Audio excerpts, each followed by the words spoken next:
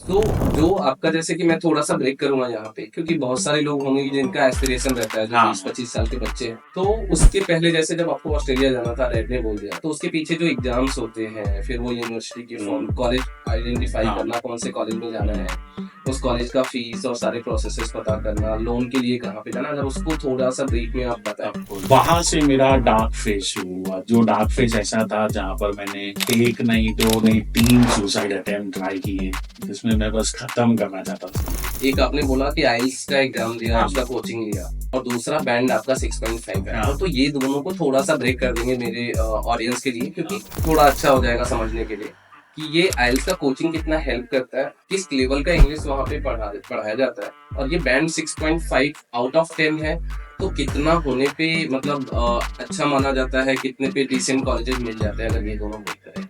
तो मैंने बात किया उनसे जूम कॉल पे, तो पता चला कि वो फॉक्स के एडिटर थे। ओह!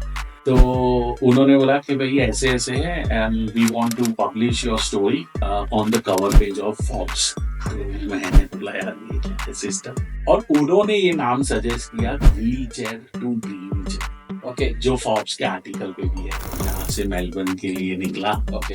अपना मास्टर्स ऑफ बिजनेस एडमिनिस्ट्रेशन करने के लिए। और फिर एक हादसा ऐसा हुआ जिसने मेरा थॉट प्रोसेस चेंज किया, वो था मेरे फादर का चले जाना। तो वो था, तो मैंने फिर वो नाम था शर्मा ट्रिक्स.com। अच्छा, हाँ, वो फिर मैंने चेंज टिपिकल करके, इंडियन नेम। हाँ हाँ सही। वो चेंज कर रहे हैं। मैंने ड्रीम चेयर क्लब को फॉर्म किया, और फिर ड्रीम चेयर क्लब के अंडर मैंने माइंडसेट कोचिंग शुरू किया सबसे पहले, है ना, because secret of living is giving. ठीक यस। है, so this is what I believe in, जितना आप दोगे उतना आपको मिलेगा। क्योंकि इसीलिए मैं बोलता हूँ, आपने पढ़ा भी होगा, हर एक जगह मेरे आर्टिकल जो पब्लिश हुए वहां पर यही लिखा गया है, living the life by design not by default. By default, yes yes, है ना? वो बहुत बड़ा और बहुत पावरफुल सेंटेंस है। नमस्कार, मैं हूं सर्वेश सिंह, और स्वागत है आपका द राइजिंग भारत पॉडकास्ट में। इस मंच से हम साझा करते हैं ऐसी कहानियों को, ऐसे किस्सों को, जो न हमें केवल प्रेरणा देती है, बल्कि यह विश्वास दिलाती है कि हमारे सपने, हमारे लक्ष्य और हमारी कामयाबी हमारी किसी भी परिस्थिति से बड़े हो सकते हैं। आज के पॉडकास्ट में हम मिलेंगे मिस्टर जय किशन शर्मा से, जो कि एक माइंडसेट कोच और स्पीकर है। 2015 में एक एक्सीडेंट के बाद डॉक्टर्स ने रिपोर्ट देखने के बाद बोला था उन्हें कि बस 5% चांसेस है आपके दोबारा खड़े होने और चलने के। इन सब के बावजूद उन्होंने अपने जीवन को एक नई शुरुआत दी। फोर्ब्स, थ्राइव ग्लोबल और जोश टॉक्स जैसे प्लेटफॉर्म पर फीचर होने वाले जय किशन शर्मा आज अपने ड्रीम चेयर क्लब और कोचिंग के जरिए हजारों लोगों की जिंदगी बदल रहे हैं। चलिए सुनते हैं उनकी प्रेरणादायक कहानी उन्हीं की जुबानी। Hello sir. Hello hello good morning. Thank you for having me. Thank you sir, thank you so much, आप हमारे पॉडकास्ट पे आए, अपना एक अनमोल समय दिया हमें, उसके लिए बहुत बहुत धन्यवाद आपका। नहीं नहीं, ये मेरा सौभाग्य है कि मुझे आप जैसे लोगों से मिलने का मौका मिलता है। और ये सिर्फ पॉसिबल हुआ है कि हमारी सोच एक है, जो ये है कि हम हमारे आसपास के लोगों को जितना प्रोत्साहन दें, जितना इंस्पिरेशन दें, मोटिवेशन दें, जिससे वो अपनी लाइफ में कुछ अच्छा कर पाए, और हम इस वर्ल्ड, ये जो दुनिया है, इसको कुछ अच्छा बना पाए इस यस इस चीजों को करके। मेरा ये मानना यस है। यस। सो जहाँ तक मैंने पढ़ा है आपके बारे में, आपकी लाइफ काफी इंस्पिरेशनल रही है। So before we delve into deep about आपका ऑस्ट्रेलिया जर्नी एंड ऑल, उससे पहले अगर आप अपने इनिशियल लाइफ के बारे में बताएं, कहाँ से पले बढ़े, कैसे फिर ऑस्ट्रेलिया जाने का ख्याल आया, और फिर वहाँ के थोड़ा सा एजुकेशन के बारे में। ऑफ कोर्स, सो बेसिकली मेरी फैमिली हरियाणा से है, ओके। लेकिन मेरा जन्म दिल्ली में हुआ क्योंकि मेरी मदर दिल्ली से है।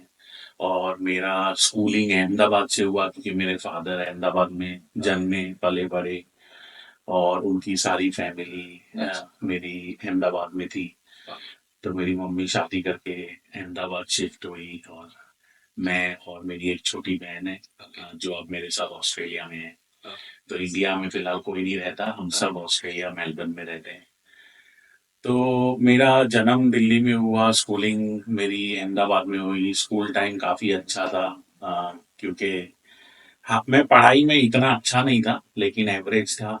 स्कूलिंग मैंने पास आउट की। उसके बाद मुझे दिल्ली भेजा गया। ओके।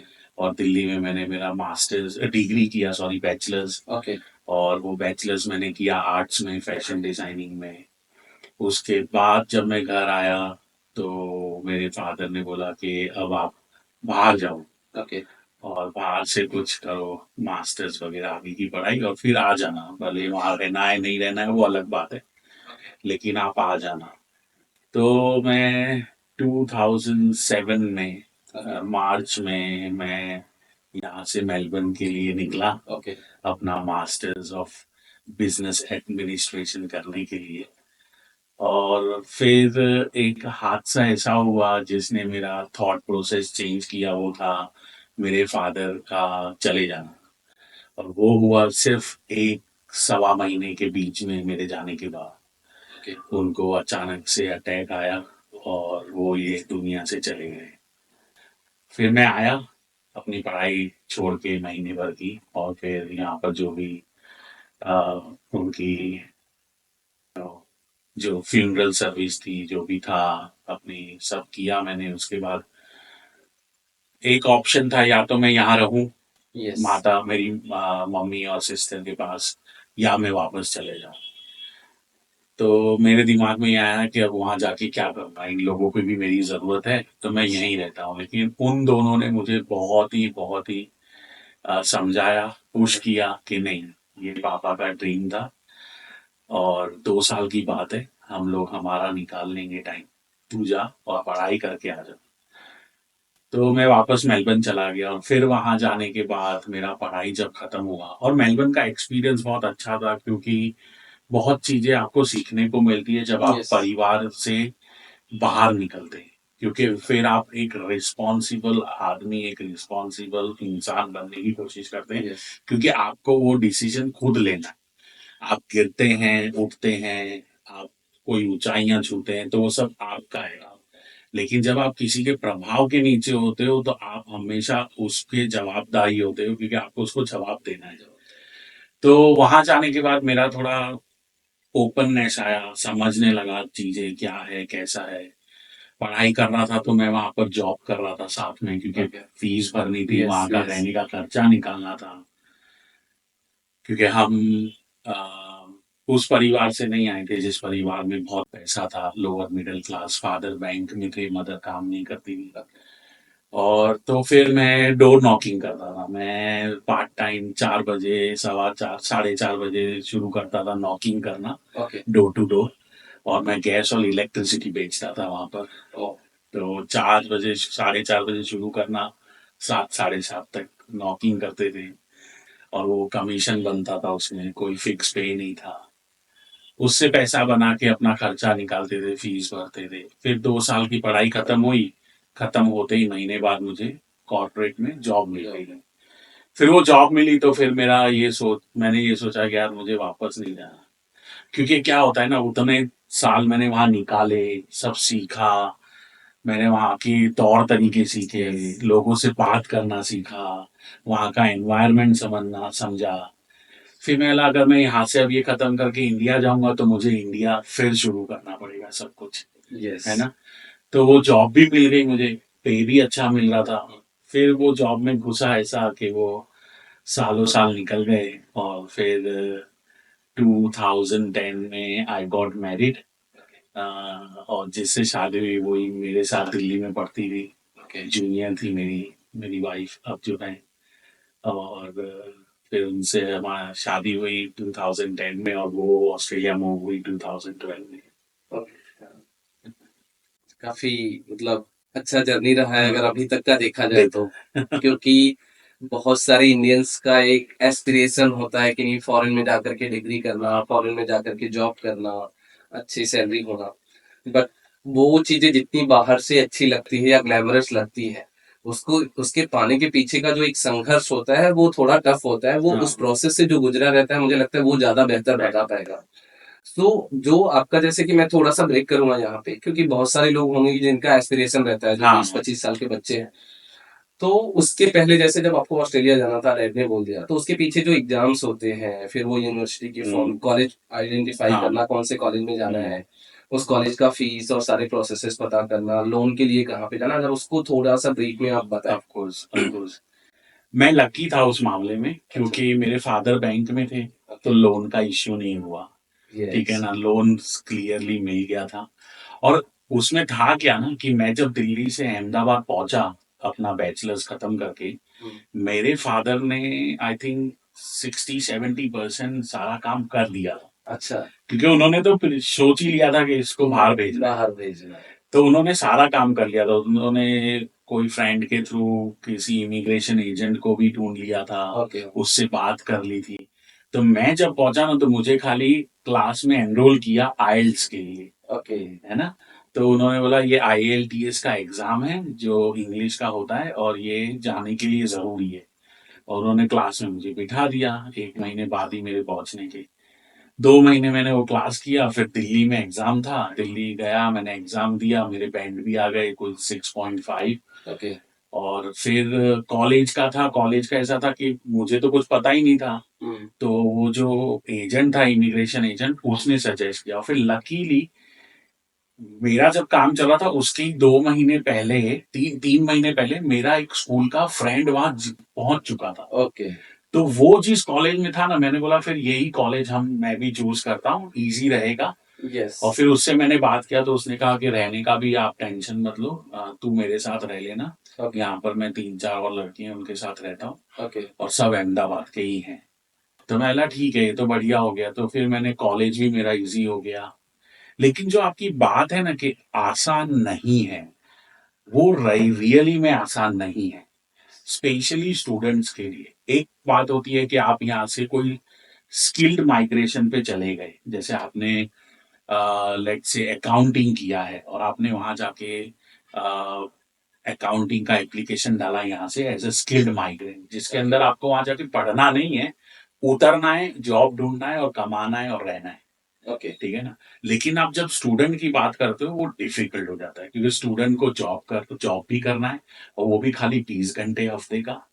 अच्छा। हाँ, क्योंकि स्टूडेंट पे रिस्ट्रिक्शन है, आप खाली 20 घंटे हफ्ते काम कर सकते हो, उससे ज्यादा नहीं कर सकते। ओके। दूसरी बात यह है कि वहां पर आपको यहाँ की तरह मेट्स नहीं मिलते हैं, है ना। ओके। आपको यहाँ की तरह आपके घर में काम करने वाले नहीं मिलते हैं। वहां पर आपको अपने परिवार नहीं मिलता है, तो नहीं आपको मिलता सब है कुछ तो खुद obvious है। करना है। आपको कमाना भी है, और पकाना भी है, और खाना भी सबका है ना। अपने से करना है। हाँ, तो कपड़े भी आपको धोने हैं, बर्तन भी आपको धोने हैं, सब आपको सब करना है। मैनेज करना है, सारे हाँ, डिसीजन लेने हैं। क्योंकि मुझे आज भी याद है, हम लोग 7 से 8 लोग एक घर में रहते थे। 2 बेडरूम का हाउस था वो, ओके। टाउन हाउस था। और मैं 10, 10:30, 11 बजे आता था। तो हमने है ना सबको काम दे रखा था कि ये अच्छा। हफ्ता खाना ये बंदा बनाएगा, और ओके। बर्तन ये करेगा, और सफाई ये करेगा। ठीक है, बढ़िया। जिससे हर हफ्ते वो रोटेट होता रोटेट रहता। होता रहेगा, किसी को कोई ऐसा फीलिंग नहीं है कि मैं ही ये मैं ही क्यों ज्यादा करूं। कर रहा हूँ। हाँ, यस। तो मुझे याद है एक टाइम पे मैंने 40-40, 45-45 रोटियां बनाई हैं। एक अच्छा। टाइम पे मैंने 8 लोगों के बर्तन धोए हैं, है ना। अ, और वो कब धोए हैं, जब मैं 11, 11:30 बजे काम करके आता था, क्योंकि गाड़ी तो चलाते नहीं थे। तो फॉर एग्जाम्पल, अगर मैं, जैसे आप समझिए, यहाँ से मैं थाने में नॉक कर रहा हूँ, हम्म। सेल्स कर रहा हूँ, हम्म। डोर टू डोर, और मेरा घर इधर है अंधेरी। जहां हम अभी बैठे हैं। तो मुझे थाने से आना है, ट्रेन पकड़ूंगा या बस पकड़ूंगा, तो यहाँ आते आते मुझे 1.5-2 घंटा तो निकल ही जाएगा। Yes yes. तो वही वही सीन था। अगर मैं कहीं दूर हूं, तो मुझे 11, 11:30, 12 भी बज जाते थे। फिर आके बर्तन धोना, खुद खाना, खुद के बर्तन धोना, फिर सोना, फिर सुबह उठना, क्योंकि कॉलेज है। तो वो क्या है, लाइफ हमें यहाँ से दिखती है कि इजी है, सब कुछ हो ग्लैमरस है जाएगा। बट और सबसे बड़ा स्ट्रगल जो है ना, वो है होम सिकनेस।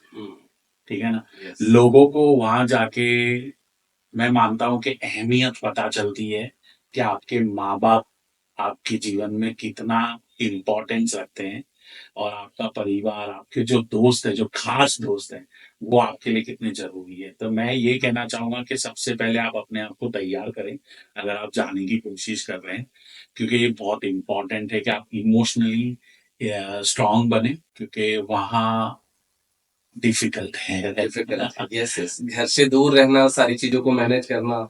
और जो आपने बोला कि होम सिकनेस, थोड़ा सा भी चोट लगता है, हम लोग पास में रहते हैं तो सबसे पहले आता है कि माँ का याद आता है। हाँ और वहां पे तो आपको पता है कि माँ तो अभी कितने दिन बाद मिलेगी, यू नेवर नो। हाँ तो वो है।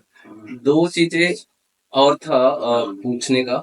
एक आपने बोला कि आइल्स का एग्जाम दिया, हाँ उसका कोचिंग लिया, और दूसरा बैंड आपका 6.5 है। हाँ तो ये दोनों को थोड़ा सा ब्रेक कर देंगे मेरे ऑडियंस के लिए, क्योंकि थोड़ा अच्छा हो जाएगा समझने के लिए कि ये आइल्स का कोचिंग कितना हेल्प करता है, किस लेवल का इंग्लिश वहां पे पढ़ाया जाता है। और ये बैंड 6.5 आउट ऑफ 10 है, तो कितना होने पे मतलब अच्छा माना जाता है, कितने पे डिसेंट कॉलेजेस मिल जाते हैं अगर ये दोनों ब्रेक करें। आई थिंक देखो, मैं हमेशा बोलता हूँ कोई भी चीज है ना लाइफ में, वो रेपिटेशन से बेटर होती है, ठीक है ना। Yes. Because repetition is the mother of mastery. अब अगर आप पढ़ाई कर रहे हैं तो पढ़ाई करेंगे नहीं तो आपको अच्छे नंबर आएंगे नहीं, ठीक है ना। सचिन सचिन इसीलिए नहीं है कि वो तेंदुलकर फैमिली में पैदा हुआ। अमिताभ बच्चन इसीलिए नहीं है कि वो बच्चन फैमिली में पैदा हुआ। उन्होंने अपनी स्किल पे रोज काम किया है। सचिन ने अपनी बैटिंग पे प्रैक्टिस इतनी की है, इतनी रेपिटेटिव प्रैक्टिस की है कि इसीलिए उसे गॉड ऑफ क्रिकेट बोला जाता है। Yes yes. तो आईएलटीएस की कोचिंग हो या किसी प्रकार की भी कोचिंग हो, आपको प्रैक्टिस तो करनी ही पड़ेगी। तो 2 महीने का प्रैक्टिस और 3 महीने का प्रैक्टिस, और अब तो ऑप्शन है आपके पास कि आईएलटीएस नहीं करना है तो आप पीटीई कर सकते हो, है ना। तो पीटीई एग्जाम होता है जो कंप्यूटर पे होता है। आईएलटीएस इज रिटन मैन्युअल से पूरा पेपर पे लिखना है आपको सब कुछ, ठीक है। लेकिन पीटीई है वो कंप्यूटर पे होता है। और मेरे को जैसे लोग अब बताते हैं PTE is more easy than IELTS pass करना। जहां तक बैंड की बात है, हर एक कॉलेजेस का डिफरेंट क्राइटेरिया है और हर एक कोर्स का, हर एक स्ट्रीम का डिफरेंट क्राइटेरिया है। ओके। तो अगर आप जैसे अकाउंटिंग में जाओगे तो आपको मिनिमम मेरे ख्याल से 7 बैंड तो चाहिए ही चाहिए ईच। राइटिंग में, स्पीकिंग में, लिसनिंग में, रीडिंग में, सब में 7 7 आपको चाहिए। और आप 7 आउट ऑफ 8 होता है, मैक्सिमम 8 बैंड है, ठीक है। तो उसमें से आपको 7 चाहिए होते हैं अकाउंटिंग में एडमिशन लेने के लिए। फिर अगर आप कुकरी में जाते हो, शेफ बनना है आपको, तो आपको खाली 5 या 5.5 बैंड चाहिए अच्छा, वो depending on on the the stream, course. जैसे आपने बोला कि वो जिस स्ट्रीम में हो उसका बैंड का हाँ रिक्वायरमेंट है। हाँ हाँ और फीस क्या होते हैं नॉर्मली, मतलब जो मिनिमम मैक्सिमम, अगर अभी तो चेंज हो गया होगा आपके हाँ टाइम से, बट फिर भी एक आइडिया दे दे तो। हाँ। फीस का स्ट्रक्चर ऐसा है कि फीस कॉलेज के हिसाब से चेंज होती है और ओके। कोर्स के हिसाब से भी। लेकिन अगर आप मिनिमम मिनिमम बात करें तो anything between 18 lakh okay. To 27 30 lakhs तक जाता है कोर्स। ओके। हाँ। और फिर अगर कॉलेज टॉप 3 कॉलेज चूज किए आपने तो 35 40 लैक्स तक जाता ओके, ठीक है, लेकिन जो है। अभी मेरे पास बेस्ट एग्जाम्पल है, सॉरी आपको मैंने इधर रोका। मेरी सिस्टर को जब मैंने बुलाया, मैंने उनको social work, masters in social work के लिए बुलाया। ओके। तो उन्होंने खत्म कर लिया, अभी उनका वीजा भी लग गया, वो वहां पर काम कर रहे हैं फुल टाइम मेलबर्न में। उनका पूरा खर्चा आया है, मास्टर्स ऑफ सोशल वर्क 2 साल का, वो आया है कुछ 38 लैक्स। ओके, ये दो साल फीस है कॉलेज का, बाकी वहां पे अगर कोई बाहर से रहने आ रहा का, है तो रहने का है। रहने का खर्चा। सो दूसरा बस थोड़ा सा कि जब कोई जाता है, जैसे आपने बोला कि वहां पे आपके एजुकेशन के दौरान ही आप काम करने लगते हो, हाँ अपने खर्चे निकाल लेते हो, तो हाँ कितना पॉसिबल है, मतलब क्या पूरा खर्चा निकल जाता है वहां रहने खाने का एटलीस्ट, हाँ वो हाँ मैनेज हो जाता है वो 20 आवर्स वर्क हाँ। वीक में। अगर आप 20 आवर्स अच्छी तरह कहीं अच्छी जॉब मिल गई आपको तो यस डेफिनेटली वो निकल जाएगा आपका। फिर डिपेंड करता है कि है ना आप कौन सी इंडस्ट्री में भी काम कर रहे हो, क्या काम कर रहे हो। ओके। अब जैसे फॉर एग्जांपल अगर मैं कोई कोई स्टूडेंट वेयर हाउस में काम करता है, ठीक है ना, पैकिंग अनपैकिंग, है ना, लोडिंग अनलोडिंग, यस। तो उसका आवरली रेट काफी अच्छा होता है क्योंकि वो थोड़ा लेबर वर्क है। हार्ड वर्क करते हैं। हाँ, तो उसका पे आवरली अच्छा होता है। और फिर अगर आप नाइट शिफ्ट करते हो तो आपको ओवर रेट मिलता है। अगर आप वीकेंड पे काम कर रहे हो तो आपको उसका एक्स्ट्रा अलग मिलता इंसेंटिव है, यस। है ना। तो वो बेनिफिट रहता है। अब जैसे किसी स्टोर में काम कर रहे हो वो भी अच्छा है, जैसे वहां पर बड़े बड़े स्टोर्स है, जैसे यूएस में वॉलमार्ट है, ओके हमारे यहाँ कोल्स है, वूली वूली वूलवर्थ है, ओके टारगेट है, केमार्ट है, इसमें आप काम कर सकते हो। तो डिपेंड करता है, अगर आप फिर रेस्टोरेंट में काम कर रहे हो एज अ वेटर या किचन हैंड तो वो रेट अलग है, वो थोड़ा कम होता है। Okay. And how easy is that to get a job? चाहता है कोई, मतलब सबको क्या इजीली मिल जाता है? नहीं, देखो उसमें ऐसा है ना कि इजीली लाइफ में कुछ भी नहीं नहीं मिलता मिलता है वो ना। दोस्तों। तो अगर आपको जॉब ढूंढना है तो आपको नेटवर्क करना पड़ेगा। ओके अगर आप बैठे रहोगे घर पे या आप खाली रेज्यूमे ड्रॉप करते रहोगे, ठीक है ना, तो ऐसे तो काम बनेगा नहीं। आपको कनेक्शंस बनाने पड़ेंगे, आपको अपने कॉलेज में जो आपके दोस्त है उनसे बाहर दोस्त बनाने पड़ेंगे, ओके है ना। उस फिर आप अगर कहीं जा रहे हो तो वहां पर आपने बात की, रेस्टोरेंट में खाना, मैं यही करता था। मैं वहां पर ओके जैसे हम बाहर खाना खाने जाते थे तो कहीं वहां पर वेटर काम कर रहा है तो मैं उससे बात करने लग जाता था, पूछता रहता था भाई क्या कर रहा है तू। ओके। जैसे मैंने बहुत पाकिस्तानी दोस्त बनाए वहां पर, अच्छा कुछ बांग्लादेश से आए थे, फिर कुछ यूएस से भी स्टूडेंट आते थे वहां पढ़ने के लिए हमारे कॉलेज में, ओके कुछ लोग साउथ अफ्रीका से आए थे, कोलंबिया से आए थे। तो मैंने उन लोगों से दोस्ती बनाई क्योंकि मुझे पता था जैसे मेरे जो दोस्त है वो मेरे ही रहने हैं, मैं यस उनके यस। पास कभी भी जा सकता हूँ, लेकिन इन लोगों से बात करूंगा तो क्या पता कुछ ऐसी अपॉर्चुनिटी निकल जाए एक अलग लाइफ में। एक्सपोजर आता है, अलग थॉट प्रोसेस डेवलप होता है। एग्जैक्टली तो मैं यही बोलूंगा, अगर आप वहां जाते हो तो अपने सर्कल से बाहर कनेक्शन बनाओ, जिससे आपको अपॉर्चुनिटी मिले और आपको लोगों से बात करने का मौका मिले। अब जैसे हाँ, मेरे को जो जॉब मिला आफ्टर मेरा स्टडीज, वो मुझे कैसे मिला, मुंबई का ही फ्रेंड मेरा था एक, स्कूल तो हमारे कॉलेज में ही था। मैं उसके साथ रहता नहीं था लेकिन कॉलेज में मिलता था मैं उसको। ओके तो उससे बात होती थी, फिर फाइनली जब कॉलेज खत्म हुआ तो उसने मुझे बोला कि यार मेरा ऐसे ऐसे जॉब लगा है और वहां पर कुछ हो सकता है। तो मैं यार देखना कुछ होता हो तो, यस। ठीक है ना। और कॉलेज में मेरा उससे मिलना कैसा था कि हाँ मिल लिए, हाय हेलो बैठे बस कभी चले देख गए। लिया स्माइल पास हाँ करते ऐसा था। फिर उसने जॉब लगा दी और फिर हम साथ में मूव हो गए ओके उधर ही जॉब के पास। ओके। तो फिर हम ढाई से 3 साढ़े 3 साल हम साथ में रहे। अच्छा। हाँ वो बॉन्ड अलग ही बना। हाँ। और मैं उसके साथ रहा जब मेरी वाइफ भी 2012 में आई, जब भी मैं उसी के साथ था। अच्छा तो मेरी वाइफ और मैं उसके साथ कम से कम 1.5 साल और रहे, 1 साल और रहे। तो क्या है, ये बहुत जरूरी है कि आप अपने सर्कल से बाहर निकले, क्योंकि वो कहावत है ना, network is your network, network. है ना। यस सो वो बात आपको समझनी पड़ेगी कि वो बहुत इंपॉर्टेंट है, स्पेशली आज की दुनिया में। यस क्योंकि यस। आजकल इतना कम्पिटिटिव मार्केट है ना कि आप अगर अपने outside the circle step out नहीं करोगे तो आपको अपॉर्चुनिटी नहीं मिलेगी, वो बहुत नहीं। मुश्किल हो जाएगा।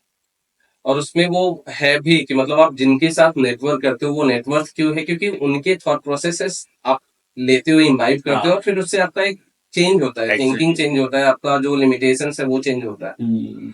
So last question around your education, कि आपने यहाँ तक, यहाँ भी इंडिया में भी ग्रेजुएशन किया है, हाँ या बहुत सारे लोग होंगे जिनसे बातचीत होता होगा जो कि पोस्ट ग्रेजुएशन तक गए, हाँ। तो यहाँ का जो क्लास का एजुकेशन है, स्कूल्स में जो एजुकेशन है, और जो ऑस्ट्रेलिया में जब आप पढ़ाई कर रहे हो, तो उसमें क्या डिफरेंस है?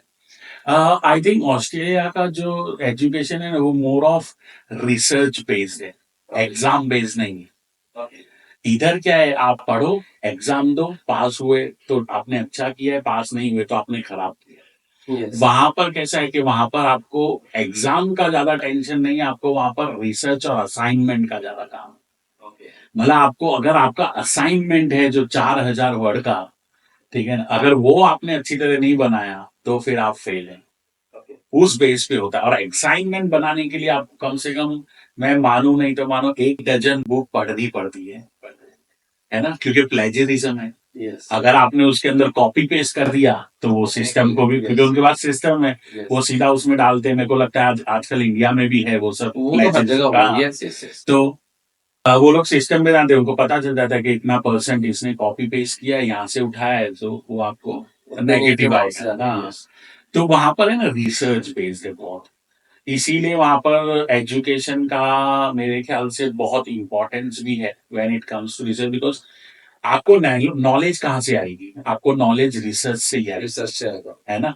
क्योंकि वो फिर आपके deep down in subconscious mind feed हो जाएगा जब आप उसको पढ़ोगे, खुद रिसर्च करोगे, खुद मेहनत करोगे। यस आपने देखा होगा अगर आप कोई चीज खुद पढ़ने की कोशिश करते हो तो आपको काफी टाइम तक याद रहती यस है यस ना? चाहे फिर वो कोई बुक हो या कोई आर्टिकल पढ़ा हो, यस तो वो चीज बहुत इंपॉर्टेंट है। और वो मेरे ख्याल से इंडिया में, मुझे अभी पता नहीं है क्योंकि मैं इतने कांटेक्ट में हूँ नहीं स्टूडेंट से इंडिया में। लेकिन इंडिया में मेरे ख्याल से अभी भी वही है कि भाई आप एग्जाम दो, पास हो गए तो अच्छा है, नहीं तो फिर नहीं। नहीं है, नहीं वो तो है। और जो आपने बोला कि जब रिसर्च करता है तो बच्चा थोड़ा डीप डाइव करता है, हाँ। चीजों को समझता है, रिलेट करता है, और वहां से ज्यादा निखर के आता है जो इन्फॉर्मेशन है, और उसको आप यूटिलाइज कर सकते हो कहीं भी, लाइफ में, जॉब में, कहीं भी। हम्म, सो अब आते हैं, इंटरेस्टिंग तो नहीं होगा, मतलब ठीक है, फिर भी आपका लाइफ रहा है, उसके बारे में जानेंगे। सो जॉब आपका लग गया, प्लेसमेंट हो गया, तो ये कैंपस प्लेसमेंट जैसे यहाँ पे ग्रुप डिस्कशन, वहां पे भी होता पर्सनल है। इंटरव्यू उसके थ्रू हो गया, तो वो तो सिमिलर हो गया। जॉब आपका अच्छा चल रहा था, जो कि मैंने रिसर्च आर्टिकल से पढ़े या जहां से भी मिला। सो जो जिस दिन जैसे आप सुबह में जा रहे हो, ऑफिस जाते हो, वो कन्वर्सेशन होता है कि now you don't have job, हाँ राइट?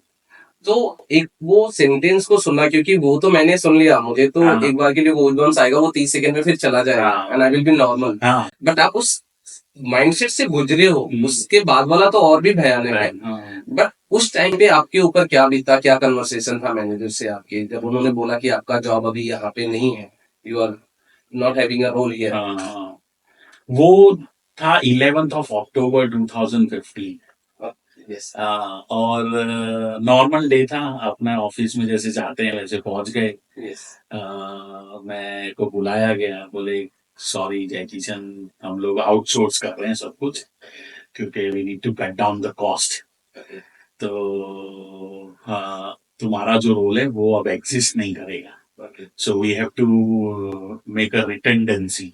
ओके आपको हम रिटेंडेंट करेंगे, निकालेंगे नहीं, रिटेंडेंट करेंगे, जिससे आपका जो बेनिफिट बना है इतने सालों का वो आपको पे ऑफ हो जाए थोड़ा बहुत, अच्छा है ना? तो मैं बोला यार ये तो पंगा हो गया। क्यों? क्योंकि उस दिन जब ये हुआ उसके 2 महीने पहले हमार अभी हम लोग को बेटी हुई थी। पेरेंट्स बने थे। हाँ, और उसके 6 महीने पहले फरवरी में हम लोगों ने मकान लिया था, पहला मकान, मैंने और मेरी वाइफ ने। और बिकॉज मेरी वाइफ प्रेग्नेंट थी तो उसने जॉब छोड़ दी थी। और जब हमने मकान लिया तो डिपॉजिट भरना होता है हर एक मकान में, 10% 15%। तो हमारे पास जो भी मैंने सेविंग किया था थोड़ा बहुत उसने किया था, क्योंकि वो तो 2012 में ही आई थी। यस तो हम लोगों ने जो भी सेविंग किया था वो हमने मकान में दे दिया था। तो जब उसने ऐसा बोला कि भाई जॉब नहीं है ना, तो मैं थोड़ा पैनिक में आ गया। मैं लगा यार अभी तो मेरे को मॉर्गेज भरनी है, मैंने रिस्पॉन्सिबिलिटी ले ली है, तो मुझे दूसरी जॉब तो कैसे भी करके ढूंढनी पड़ेगी। और उसका दूसरा ये रीजन था सर्वेश की, अक्टूबर था, नवंबर दिसंबर, और वो आप हो जाता है हॉलीडे मोड क्रिसमस की वजह से, अच्छा है ना? यस यस जैसे हमारा दिवाली आता है वैसे उनका क्रिसमस आता है। तो उनका क्या है, ऑफिसेज और सब हॉलीडे मोड में होते हैं, तो कोई जॉब पे हायरिंग नहीं होता है, जॉब्स आती नहीं है मार्केट में, क्योंकि सब हॉलीडे में होते हैं। और फिर नया रिक्रूटमेंट स्टार्ट होता है फरवरी में नेक्स्ट ईयर, ओके है ना?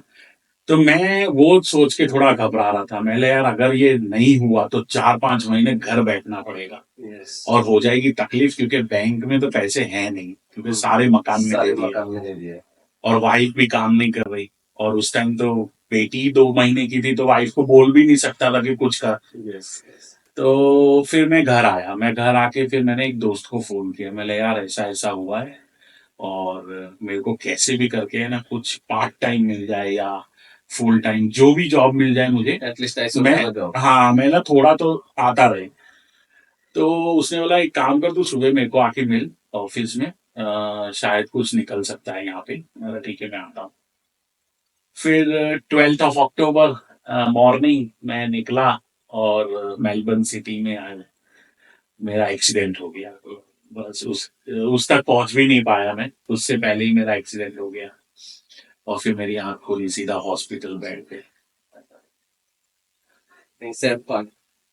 सो एक तरीके से कह सकते हैं वो लाइफ चेंजिंग मोमेंट था हाँ उस टाइम के लिए। तो वो बहुत ही बड़ा सैड से हादसा था। हाँ भले आपने उसको अभी जा करके एक तरीके से कि वो आपका पूरा माइंडसेट चेंज करके आगे ले गया, जिसको कि हम लोग अभी सुनेंगे आपसे। हाँ तो जो हॉस्पिटल वाला फेज था 3-4 महीने, फिर वहां पे रिहैब, हाँ फिर उसके बाद घर आए आपने, वो मैंने सुना है, इसके लिए मैं मतलब रिलेट कर मतलब ये आ रहा है, याद आ रहा है कि आपने बोला कि जब हॉस्पिटल में थे तो आसपास सिमिलर लोग दिख रहे थे, मतलब सबकी अपनी समस्याएं थी, सब लोग थे, तो उधर ही देख के आप उधर उलझे हुए थे या थोड़ा सा माइंड उधर डाइवर्ट था।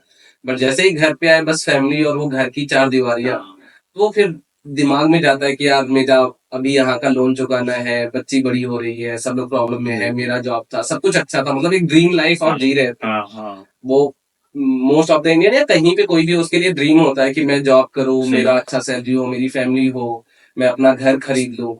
और सेटल ही हुए थे कि ये सारी चीजें हो गई। हाँ। तो फिर उस टाइम पे क्या सोच रहे थे मतलब? सो जैसे मैंने बताया कि मैं हॉस्पिटल में मेरी आँख खुली और पहली चीज तो ये हुई कि यार मूव नहीं हो रहा है कुछ पेट पेट के नीचे। सो टमी के नीचे दोनों पैर सेंसेशन चला गया था, मूवमेंट्स चला गया था। वाइफ इधर खड़ी थी बेटी को लेके साइड में बैठ के, इधर 3-4 डॉक्टर्स देख रहे थे रिपोर्ट्स और बात कर रहे थे। मैंने वाइफ को देखा, वाइफ रो रही है और फिर मैं मूव करने की कोशिश कर रहा हूँ, मूव नहीं हो रहे पैर। डॉक्टर्स बात कर रहे हैं। फिर उस टाइम तो सिर्फ मैं देख रहा था आसपास हो क्या रहा है। और फिर एक डॉक्टर आया मेरे पास और उसने बोला कि सॉरी, आपके स्पाइन में बहुत सीवियर इंजरी हुई है और उसकी वजह से हमें आपको ऑपरेशन थिएटर ले जाना पड़ेगा। लेकिन हम आपको कोई फॉल्स होप नहीं देना चाहते। इवन दो हम ऑपरेशन करेंगे लेकिन हमें लगता है कि खाली 5% चांस है कि आप वॉक कर सकोगे जिंदगी में कभी भी। मैं बोला यार ये क्या हो रहा है। अलग ही एपिसोड स्टार्ट हुआ ये है क्योंकि एकदम। क्या था ना, मैं ना कल जॉब गया, आज मैं यहाँ बैठा हूँ एक्सीडेंट। और फिर ये आदमी मुझे बोल रहा है कि मैं कभी चल अभी नहीं आगे चल भी पाऊंगा नहीं पाओगे यार। है। और वो मोमेंट ऐसा था, जैसे आपने सुना हो तो मैंने वो रिफर भी किया है बहुत बार, बहुत जगह मैंने बोला है कि वो मोमेंट मेरे लिए ऐसा था जैसे 9/11 का वर्ल्ड वो ट्रेड आपने बताया कि जैसे वो टेररिस्ट। हमारे सामने से वर्ल्ड ट्रेड ऐसे धराशायी हो रहा है, वैसे ही मेरे सामने से मेरी दुनिया एक तरीके से हाँ, धराशायी होती है। क्योंकि मुझे लगा यार मैं सब कुछ सही चल रहा था, अब धीरे धीरे सब कुछ गिरता जा रहा है, पैसे नहीं है। क्योंकि मुझे ऐसा लगता है ना आज की दुनिया में सर्विस, हर एक तीसरा आदमी जो जीवन जी रहा है उसके घर में या उसके पर्सनल लाइफ में फाइनेंशियल स्ट्रेस सबसे बड़ा स्ट्रेस यस। है ना। फाइनेंशियल स्ट्रेस इतना बड़ा है आज की दुनिया में कि लोग उसकी वजह से डिप्रेशन में चले जाते हैं, एंजाइटी मोड में चले जाते हैं, उसकी वजह से उनकी रिलेशनशिप्स खराब हो जाती है, ट्रू है। हस्बैंड वाइफ की। तो मैं सोचने लगा, फिर उसके बाद ऑपरेशन में ले गए वो मुझे मुझे चांस भी नहीं मिला वाइफ से कुछ बात करने का, कुछ नहीं है, क्योंकि वो रो रही थी और मैं सोच में पड़ा था, मैं ये क्या हो वो गया। क्या है? और वहां से फिर ऑपरेशन कुछ 10 घंटे चला। फिर जब मैं वापस में होश में आया ऑपरेशन के बाद, तब मैं 8 महीने कुछ हॉस्पिटल में था। तो वाइफ एवरी 3 दिन 2 दिन आती थी बेटी को लेके मिलने के लिए। क्योंकि मैंने ही उसको बोला था, मतलब रोज आने का मतलब नहीं है। और वहां पर क्या है, हॉस्पिटल भी 5 स्टार होटल की तरह होता है। आपके तो बहुत हाँ सारे हाँ, सब कुछ था, खाना पीना सब वो देते थे टाइम पे, दवाइयाँ वगैरह। तो मैं ला तुझे ट्रेन में आना पड़ता है बेटी को लेके, तो तू आया मत कर इतना दूर, क्योंकि होटल सिटी में था और हमारा घर 40 मिनट्स दूर था। ओके। तो फिर 8 महीने में वहां था, तो वहां क्या था, चहल पहल रहती है। Yes yes. तो नर्स घूमती रहती हैं, स्वीपर्स घूमते रहते हैं और पेशेंट से मिलने वाले आते हैं। तो जहाँ मैं था, मेरा जो वार्ड था उसके अंदर 3 और लोग थे। ओके। तो उनके साथ बातचीत होती रहती थी, हम हंसते रहते थे, बात करते थे, तो टाइम निकल जाता। तो यस आप है ना वो थॉट में नहीं जाते थे जहां पर आपको डर लगता यस है ना, यस। आप उससे भागने के लिए आप इधर कुछ इधर ढूंढने लगते हो। यस यस तो यस। वो मैं एस्केप ढूंढ रहा था, तो वो एस्केप मुझे इन लोगों से मिल रहा था, तो मैं खुश था। मैं बोला हाँ चलो। लेकिन जैसे ही उन्होंने मुझे जब 8 महीने 7.5 8 महीने बाद जब मुझे उन्होंने घर भेजा, तब रियल स्ट्रगल शुरू हुआ, क्योंकि घर में 4 दीवार, मैं, वाइफ और बेटी, और वो बेटी 8 7 8 महीने 9 महीने की हो चुकी थी। तो मैंने बोला यार, बेटी से तो क्या बात करूं, वाइफ को शेयर करूंगा तो वो डिप्रेशन में ना चली यस जाए, यस यस। उसको अलग प्रॉब्लम ना हो जाए, इसीलिए मैंने उसको शेयर करना बंद कर दिया। फिर वो शेयर करना बंद किया तो हमारे बीच में गैप आना शुरू हो गया। अब वो भी ये सोच के मुझसे शेयर नहीं कर रही थी कि वो मैं डिप्रेशन में ना चला जाऊं, लेकिन मेरे को फिर एक थॉट ऐसा होता था कि यार पैसा कहाँ से आ रहा है, और मैं अपने आप को ब्लेम कर रहा था। मैंने यार, मैंने शायद पैसे बचाए होते या कुछ और किया होता, इन्वेस्टमेंट किया होता, है ना। यस। तो वो सब थॉट आने लगे। फिर मैंने एक दिन उसको बिठा के पूछा, मैंने यार, मॉर्गेज कौन भर रहा है मकान की? ईएमआई कैसे जा रहा है, सबसे बड़ा टेंशन सबसे बड़ा सैलरीड टेंशन पीपल है। का होता है। मैंने यार, कल को ऐसा ना हो कि मकान खाली करना पड़ जाए। मतलब अगर मकान खाली करना पड़ेगा तो कहाँ जाएंगे, है ना। और यहाँ तो कोई अपना रिश्तेदार भी नहीं कि भाई जिसके यहाँ 2 महीना रह ले, 5 महीना रह ले। तो उसने पूछा, मैंने नहीं बताया। उसने फिर मैंने उसको फोर्स किया। मैंने, देख, मेरे को डर लगता है जब भी कोई नॉक करता है ना, मुझे ऐसा लगता है कोई बैंक से है। बैंक से आ गया कोई। तो प्लीज तू मुझे बता, कौन पैसे भर रहा है, कहाँ से आ रहे हैं। मतलब तू अपने डैड से मांग रही है या कोई और भेज रहा है, कोई कुछ कर रहा है, मम्मी या कुछ। फिर उसने बताया कि मेरी मदर इंडिया से बोरो करके मनी लोगों से, रिश्तेदारों से और प्राइवेट लेंडर, जैसे इंडिया में तो इंटरेस्ट पे पैसा दे इंटरेस्ट देते हैं, होता है। ब्याज पे। तो वैसे करके वो मुझे भेज रही थी। तो मैंने उसको बोला, पूरे भेज रही है? बोले हाँ। तो मेरी मॉर्गेज थी $2200 महीने की। $2200 मतलब 1,10,000 20,000 होता है उस टाइम करेंसी के में। डॉलर हाँ। के हिसाब से। तो मैंने बोला यार, 1,10,000 भेजना मेरी मदर के लिए तो इम्पॉसिबल है, क्योंकि मदर काम नहीं करती, सिस्टर काम करती है, वो कमाती है 35 40 हजार। तो 1,10,000 मुझे भेजने हैं तो कैसे चलेगा। तो मैंने तुरंत मदर को फोन किया।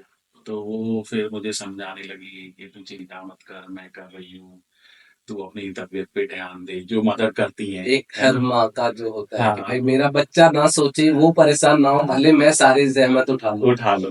तो वही वो कर रही थी। फिर बस उनका फोन रखा तो मुझे बहुत ऐसा रोना आया, काफी देर रोया, फिर मैं अपने आप को ब्लेम करने लगा। वहां से मेरा डार्क फेज शुरू हुआ, जो डार्क फेज ऐसा था जहां पर मैंने एक नहीं, दो नहीं, 3 सुसाइड अटेम्प्ट ट्राई किए, जिसमें मैं बस खत्म करना चाहता था सब कुछ।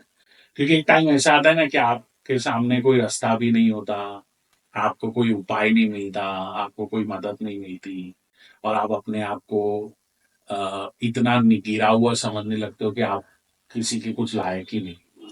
तो इससे अच्छा तो आप खत्म कर दो। तो वो मेरा सोचना हो गया था। मैं ऐसा सोचता रहता था दिन भर, दीवारों में मारता रहता था हाथ, सर, चेयर पे बैठे बैठे, व्हील चेयर पे। फिर जब मेरी वाइफ ने देखा कि मैं ऐसी हरकतें कर रहा हूँ, ऐसे स्टेप्स ले रहा हूँ, तो उन्होंने डॉक्टर से बात की। फिर मुझे उन लोगों ने साइकेट्रिक होम में रखा, मेंटल हेल्थ। फिर वहां पर मैं 3 महीना रहा, फिर मेडिकेशन पे, डिप्रेशन।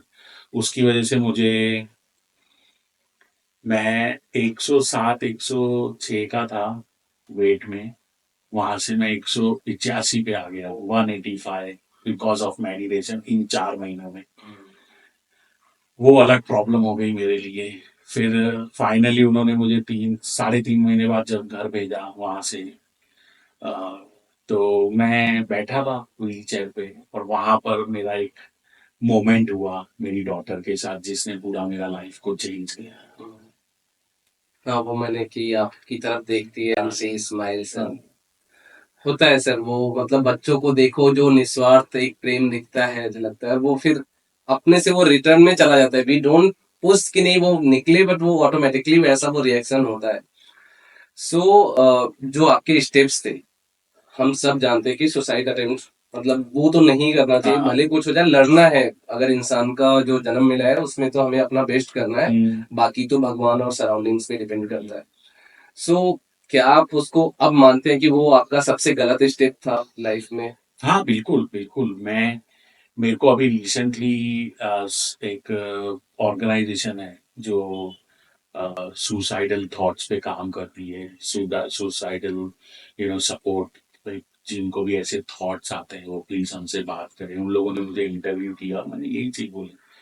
महिला, मुझे मैं 100% मानता हूँ कि आपको ऐसे दिन आएंगे लाइफ में जहाँ आपको ऐसे थॉट आएंगे, लेकिन अगर आप शुरू से ही, मैं एक चीज जरूर बोलता हूँ कि आपको जीने के लिए मृत्यु का एक्सपीरियंस करने की जरूरत नहीं है। Do not experience the death to start living the life, है ना। अगर आप अभी से ही अपने आप पे काम करना शुरू करोगे, और लाइफ में क्या होता है, लाइफ में जो भी चीज आपकी ग्रो होती है ना, वो आपकी पर्सनल डेवलपमेंट के हिसाब से ग्रो होती है। आपका रिलेशनशिप है, आपका बिजनेस है, आपका जॉब है।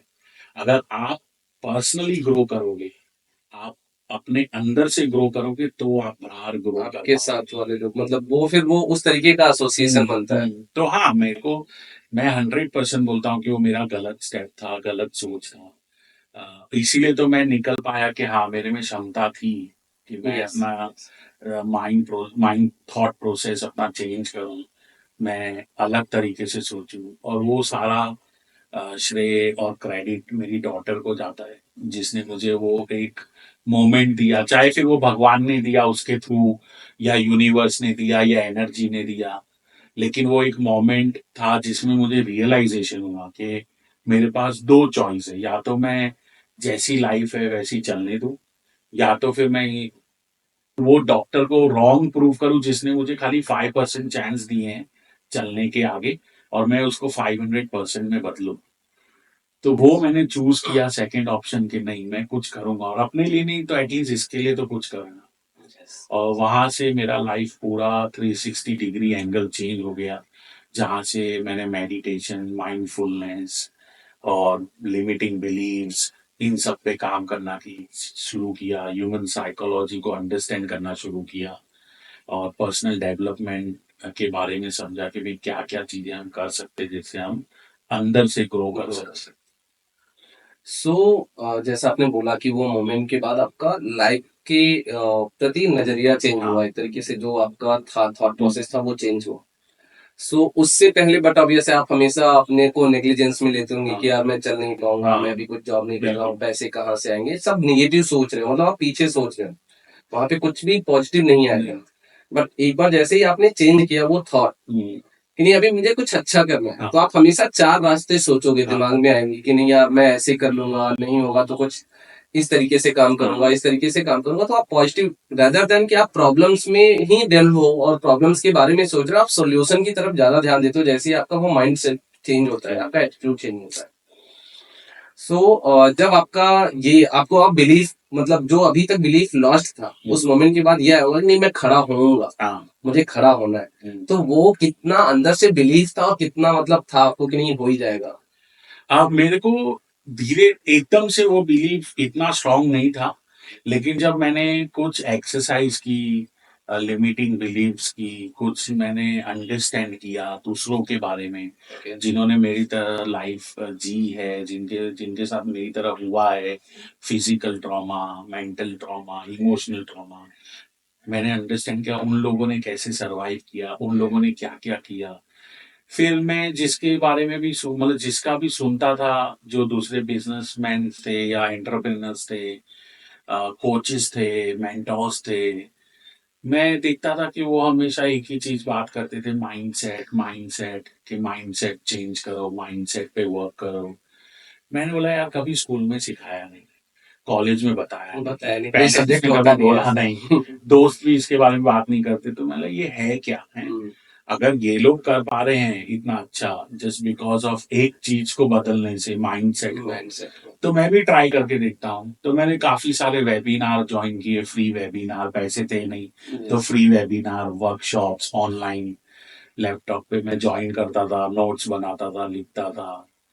वहां से धीरे धीरे धीरे धीरे जब मैंने ये सब चीजें इम्प्लीमेंट की, तो मुझे समझ में आया, बोले यार अंदर से अच्छा लग रहा है, अंदर से कुछ बदल रहा है ना। बाहर चलो स्थितियां ना बदले, बाहर चीजें ऐसी है, पर अंदर से सोच बदल रही है कि भाई हाँ, आत्मविश्वास आ रहा है कि भाई मैं कर पाऊंगा, मैं कुछ करूंगा। अगर चल नहीं पाया तो एटलीस्ट मैं अपना आसपास के लोगों को खुश रखूंगा। यस। मेरी बहन है, मेरी बीवी है, मेरी बच्ची है, मेरी माँ, इनको खुश रखूंगा।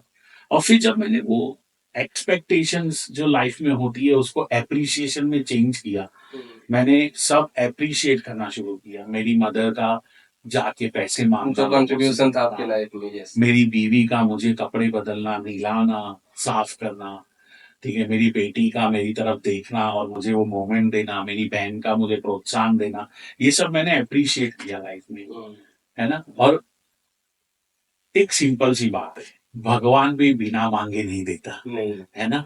आप मंदिर में जाते हो, मस्जिद में जाते हो, चर्च में जाते हो, गुरुद्वारा में जाते हो, आप मांगते हो कि भगवान मुझे ये चाहिए या भगवान मेरी ये मदद करो। तो मैं वो कर रहा था, मैं मांग रहा था, ठीक है ना। मैं यूनिवर्स से मांग रहा था, मैं भगवान से मांग रहा था कि मुझे ये दो। और फिर मुझे वो धीरे धीरे मिल रहा था, मैं बेटर हो रहा था। और फिर फाइनली 2019 में मैंने मेरा पहले 3 स्टेप लिए। जैसे एक बच्चा अपनी पहले कदम लेता है ना, वैसे मैंने मेरे पहले 3 स्टेप वापस से लिए इस जन्म में। और वो मोमेंट ऐसा था कि मैं और मेरी वाइफ घर आए वो हॉस्पिटल से, वो स्टेप्स लेने के बाद। और हम दो ऐसे बैठे थे, जैसे आप बैठे हैं और मैं बैठे हैं, ऐसे बैठे थे हम। और हम करीबन 2 घंटा रोए। यस। हम 2 घंटा सिर्फ रोए, कोई मतलब किसी के भी मुंह से कोई शब्द नहीं, कोई वर्ड नहीं, कुछ नहीं। सिर्फ हम रो रहे थे, हम बस ये देख के एक दूसरे को रो रहे थे कि हमने कर लिया, कर लिया। Yes. हमने साथ में मिलके ये पड़ाव पार कर लिया, ये हर्डल पार कर लिया। और वो खुशी का टाइम था, क्योंकि क्या होता है ना कि मैंने पढ़ा भी, मैंने देखा भी बहुत लोग, और मैं कोचिंग करता हूँ तो मुझे ऐसे लोग मिलते भी हैं जिनकी ऐसी प्रॉब्लम्स की वजह से शादियां टूट जाती है, रिलेशनशिप Yes, टूट जाती है, yes. डिवोर्स हो जाते हैं, ठीक है ना। चाहे फिर वो हस्बैंड के साथ हुआ हो कुछ हादसा या बीवी के साथ हुआ हो। तो हम दो साथ में थे, हम दोनों ने एक दूसरे को समझा, हम दोनों ने एक दूसरे का साथ दिया। साथ दिया। टफेस्ट मोमेंट ऑफ लाइफ में एक दूसरे का साथ। और आपकी जब मैं स्टोरी पढ़ रहा था तो दो नाम आए मुझे। एक सुरमा मूवी आई थी, संदीप सिंह जो हॉकी प्लेयर है, उनको भी डॉक्टर्स ने मना किया था कि नहीं आप चल नहीं सकते, और उन्होंने फिर आकर के हॉकी खेला और मैचेस जिताए। और दूसरा माइकल फेल्प्स का भी यही था कि उनको भी डॉक्टर्स ने मना किया था कि नहीं, you can not swim, you can not even enter the water, और उसके बाद वो आते हैं और ओलंपिक्स मेडल जो उस सीजन में जितने प्ले करते हैं सारे में गोल्ड मेडल्स जीतते हैं।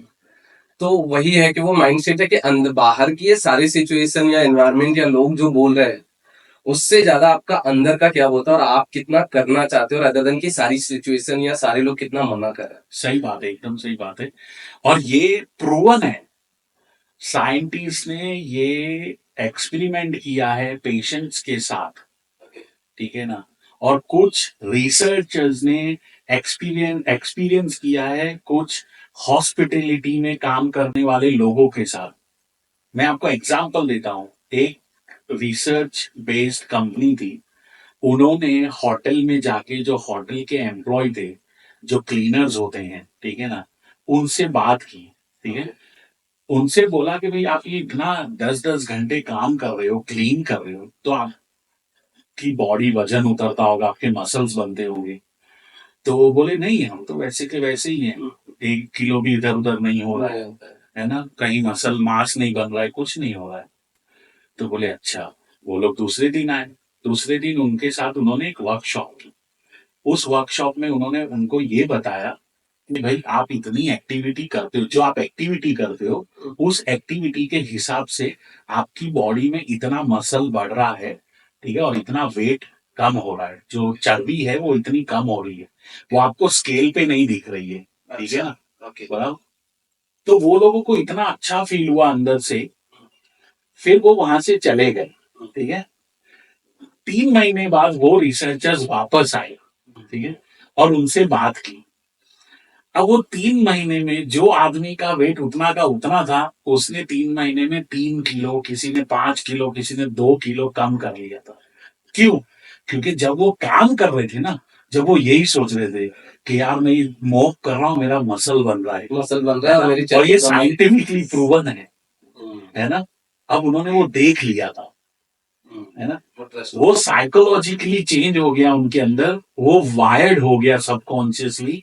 क्योंकि 90% ऑफ द हीलिंग जो होता है ना, कोई भी इंजरी का, वो होता है इंटरनली। आपकी सोच, आप किस हिसाब से सोच रहे हो अपने बारे में, यस उससे होता है। आप कितना खुश रह रहे हो, कितना स्ट्रेस से बाहर हो। आप देख लो आज की लाइफ में जो भी बीमारियां हो रही है वो स्ट्रेस की वजह से हो रही है ज्यादातर, ट्रू है ना। यस यस तो यस वही आपको समझना पड़ेगा कि अगर आप खुश रहोगे, आप सही माइंडसेट के साथ रहोगे, पॉजिटिव रहोगे, एप्रिशिएटिव रहोगे, तो आप हेल्दी रहोगे, ठीक है। यस तो वो प्रूवन है, उसमें कोई डाउट ही नहीं है कि वो काम करता है। यस, मैं ये नहीं बोला कि आप दवाई लेना बंद करो, नहीं नहीं मैं खुद दवाई ले रहा हूँ, यस है ना। इंजरी के बाद मैं आज भी दवाई ले रहा हूँ, मैं यहाँ आने से पहले दवाई लेके आया, ठीक है ना। क्योंकि मैं ज्यादा देर बैठता हूँ, चलता हूँ, उठता हूँ, तो मेरे को स्टिफ हो जाती है मेरी बॉडी, मेरे को पेन होता है, क्रॉनिक पेन होता है, तो मुझे मेडिकेशन लेना पड़ेगा। लेकिन medication is not the full recovery, नहीं है ठीक है ना। आपको रिकवरी अपने आप से भी बनानी पड़ेगी, वो आपकी सोच से आएगी। ट्रू है ये जस्ट माइंडसेट पे ही एक छोटी सी स्टोरी आ रही तो एक भिखारी हुआ करता था मैंने कहीं पढ़ा था वो आर्टिकल में था सो वो डेली एक अमीर घर के सामने वो डेली ऐसे ठंड में सोया करता था डेली और बहुत ठंड मतलब कि टेम्परेचर बहुत लो तो वो डेली सोता था उसको कुछ नहीं होता था मतलब दिन में धूप हो दोपहर खाना वाना खाया हो जाता था एक दिन उस घर का मालिक जिसके बाहर वो सोता था वो जा रहा था रात में तो उसने देखा उसने बोला कि यार इतनी ठंड में आप यहाँ पे सोए हो आपको ठंड लग जाएगी और आपको दिक्कत होगा रुको मैं आपको कंबल ला के दूंगा वो अंदर जाता है ये बोल दिया इसको कंबल ला के देगा अंदर गया वो अपने काम में या फैमिली के चक्कर में भूल गया अगले दिन जब सुबह आके देखता है तो वो बेगर जो था वो मर गया अब मर गया था उसके बाद मतलब उसका वही था बेसिकली उसमें क्रक्स ये था स्टोरी का कि जब उसको पता था कि मुझे कंबल नहीं मिलेगा मेरा यही सिचुएशन है मुझे यहीं पे इसी से सरवाइव करना है उसका वो माइंडसेट था तो अंदर से वो टफ था जैसे इसको ब्लैंकेट का होप मिल गया ना वो ब्लैंकेट का सारा वो ढूंढने लगा और उसको ठंडी ठंडी ज्यादा लगने लगी लगी, एंड वो डेथ हो गया उसका तो वो माइंडसेट का ही गेम है कि आपको कोई भी होप हो वो निगेटिव या पॉजिटिव या आपको वो अच्छी तरफ भी ले जा सकती है और वो गलत तरफ भी ले जा सकती है सो ये तो है दूसरा आपने बोला जब आप रिकवर कर रहे थे तो आपने बोला कि मैंने लोगों को दूर करना शुरू किया मतलब जो गैर जरूरी लोग थे मतलब वो वही है कि बेसिकली जो आपने बोला मैंने भी कहीं पे पढ़ा है कि अ पर्सन और his thought is average of 5 people he lives around और टॉक्स अराउंड सो आपने बोला कि मैंने नेगेटिव लोगों को हटा दिया क्योंकि मेरा भी वही मानना है कि अगर मैं दुकानदार हूँ तो मेरे सराउंडिंग में 4 दुकानदार होंगे मैं उन दुकानदारों से बात करूँ तो मेरा वैसा सोच है सही बात। अगर मैं पत्ते खेलने वाला आदमी हूँ मैं 4 पत्ते खेलने वालों से बात करूंगा मेरा दिमाग उधर जाएगा हाँ। बट अगर मैं क्रिकेट खेलने वाला हूँ हॉकी खेलने वाला हूँ बेसिकली जिस सराउंडिंग में आप रहते हो या जिससे बात करते हो आपका थॉट प्रोसेस उधर डेवलप होता है सही बात। तो आपने कैसे वो आइडेंटिफाई किया कि किससे नहीं बात करना है और यस मेरा सिंपल आइडेंटिफिकेशन ये था कि अगर मैं सर्वेश से बात कर रहा हूँ, ठीक है ना, हफ्ते में 1 बार, दिन में 2 बार, या महीने में 4 बार, तो मुझे वो फोन रखने के बाद कैसा फील हो रहा है। मुझे अपलिफ्टिंग फील हो रहा है, मुझे अच्छा फील हो रहा है, मुझे मोटिवेटेड फील हो रहा है, मुझे होपफुल फील हो रहा है, मुझे इंस्पिरेटेड फील हो रहा है।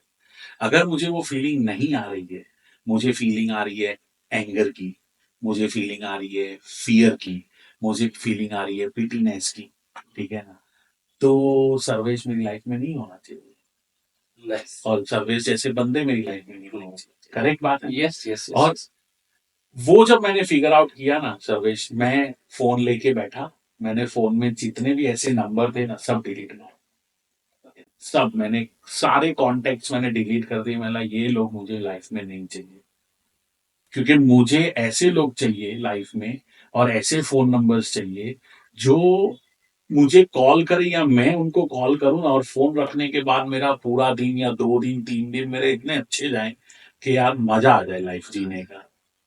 क्योंकि आप खुद सोचो, इलॉन मस्क क्यों है, क्योंकि वो सराउंडेड है वैसे लोगों के वैसे साथ, वैसी सोच के साथ, है ना। ना ये तो है इम्पोर्टेंट और दूसरा जो मैं ये पूछना चाह रहा हूँ कि जब आप ये रिकवरी फेज से चल रहे थे तो जैसे आपने बोला कि आप खड़े हो गए, चलना स्टार्ट हो गया, तो अभी तो हो गया कि लाइफ अब एटलीस्ट फिजिकली नॉर्मल वे में मूव कर रही है। अभी अर्निंग वाला प्रॉब्लम सॉल्व नहीं हुआ नहीं। था, राइट? तो उसके लिए फिर से क्या आपने सोचा था कि जॉब में जाना है? ये wheelchair to dream chair, ये थॉट कहाँ से आया? मतलब ये किसी बुक से आया, किसी कन्वर्सेशन से निकल के आया, कहीं कुछ वीडियो सुन रहे थे, कहाँ से आया ये? सो जब मैं वो 3 स्टेप जब मैंने लिए 2019 में, उसके बाद दूसरा मेरा गोल यही था कि मैं जो $2200 मेरी मॉर्गेज है वो निकालूं कैसे भी करके, जिससे मैं मेरी मदर को बोल पाऊं कि आप पैसे मत भेजो। तो मैं बोला यार मेरे पास ऑप्शन क्या है, मैं जॉब पे जा नहीं सकता क्योंकि फिजिकली फिट नहीं हूँ, तो घर से बाहर जाना इम्पॉसिबल है। तो मैं बोला घर पे बैठ के कुछ करते, तो मैं जॉब ढूंढ रहा था, मेरा कोई डाटा एंट्री या कुछ ऐसा मिल कुछ जाए भी जो वर्क घर फ्रॉम से कर होम, सकूं, यस। लैपटॉप पे कंप्यूटर पे। तो कुछ मिल नहीं रहा था। फिर एक दिन फेसबुक पे मैं बैठा था, फेसबुक पे ऐसे स्क्रॉल कर रहा था तो चीजें आती है जैसे online make money, online affiliate marketing yes. और ये सब चीजें आ रही थी। तो मैंने यार देखते हैं क्या है सिस्टम, ये कैसे है। तो वहां से मेरे को सोशल मीडिया का कुछ नॉलेज मिला। फिर वहां से मैंने थोड़ा वही अगेन वो थोड़े वेबिनार्स देखे, वर्कशॉप्स देखी, यूट्यूब पे रिसर्च मारा, गूगल पे रिसर्च मारा, अंडरस्टैंड किया फेसबुक एल्गोरिदम, पेड एड्स और ये सब थोड़ा मेरे को स्किल समझ में आया, मिला अच्छा ऐसे होता है। फिर उसके बाद मैंने थोड़ा शुरू किया। और जो wheelchair to dream chair वाला था वो ऐसा था कि जब मैं सोशल मीडिया का गेम समझा तो मैंने चीजें शेयर करना स्टार्ट किया। ओके। और शेयर करना स्टार्ट किया तो मैं एक वेबिनार में पहुंचा। ओके। और वो वेबिनार में पहुंचा तो वेबिनार में एक ब्रेकआउट रूम हुआ, जूम ओके। पे जैसे वो ब्रेकआउट। टीम्स पे करते हैं। हाँ, ब्रेकआउट रूम करते हैं, 4 लोगों को चार अलग, लोग 4 को अलग। सबके अलग टास्क या हाँ, सब वैसा। तो ऐसा मेरे को एक ब्रेकआउट रूम में डाला। उस रूम में 4-5 लोग थे। अब वो खत्म हो गया, वहां पर मैंने मेरी स्टोरी शेयर की कि ऐसा ऐसा मेरे साथ हुआ है, ये है, now I am trying to get back. और वो खत्म हुआ, उसके कुछ हफ्ते बाद मुझे एक ईमेल आया। ओके। और वो ईमेल आया कि भाई हमें आपका ऐसे ऐसे हमने आपको सुना वेबिनार में और हमको अच्छा लगा, हम आपसे बात करना चाहते हैं और ये। तो मैंने बोला यार ऐसी स्कैम होगा, इंटरव्यू इंटरव्यू कौन लेगा, पता नहीं क्या है। तो मैंने इग्नोर किया। फिर वो दोबारा आया। अच्छा, 2 हफ्ते बाद तो उन्होंने उसमें उस ईमेल में उन्होंने मेरी फ्रेंड का एक नाम दिया, ओके। क्लोई का। तो उसने बोला कि ऐसे ऐसे क्लोई से आपका हमको मिला है कांटेक्ट। तो मैं बोला अगर ये जानते हैं तो दैट इज जेन्युइन है, चलो बात करते हैं। एटलीस्ट स्कैम तो नहीं है। हाँ, तो मैंने बात किया उनसे जूम कॉल पे, तो पता चला कि वो फोर्ब्स के एडिटर थे। ओह। तो उन्होंने बोला कि भाई ऐसे ऐसे है and we want to publish your story okay. On the cover page of Forbes. तो मैंने बोला यार ये क्या है सिस्टम। और उन्होंने ये नाम सजेस्ट किया, wheelchair to dream chair. Okay. जो फोर्ब्स के आर्टिकल पे भी है, कवर ओके। स्टोरी पे। तो ये एक तरीके और से फोर्ब्स को क्रेडिट जाता है फॉर हाँ, दिस नेम एटलीस्ट। हाँ, हाँ।